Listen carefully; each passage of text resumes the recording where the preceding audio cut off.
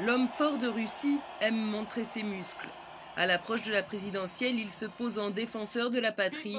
Lors de son grand meeting la semaine dernière, le pays était une forteresse assiégée et Poutine, le seul rempart contre les agressions extérieures. C'est bien nous qui sommes aujourd'hui les défenseurs de la patrie. La bataille pour la Russie continue. La victoire sera à nous. Ancien officier du KGB, Vladimir Poutine arrive au pouvoir en 2000. Il hérite d'un pays plongé dans le chaos économique de l'après-URSS.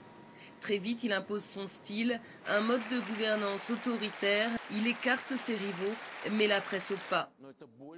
Sa popularité grandit à mesure que la situation économique s'améliore, grâce essentiellement à l'envolée des cours de pétrole. Et surtout, Vladimir Poutine replace la Russie au rang des grandes puissances internationales. Poutine, dans l'imagination de ses concitoyens, est l'homme qui a rendu sa fierté à la Russie dans le monde. Ce qui l'a rendu très populaire, c'était des mots comme « personne n'ose nous donner des leçons »,« personne ne se permet de s'immiscer dans nos affaires intérieures »,« on est un État souverain ». Vladimir Poutine cultive son image virile, on le voit torse nu, chassant le tigre ou pilotant une Formule 1. Mais pour ses détracteurs, Poutine est surtout le fossoyeur de la démocratie.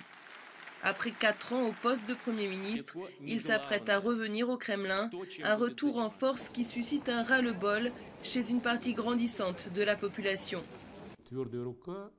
Une poigne forte ne garantit pas la croissance économique, le développement culturel, le niveau de vie.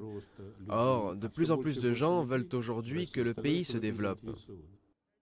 Pourtant, la majorité des Russes continue de soutenir Vladimir Poutine, qui sera sans doute élu dès dimanche.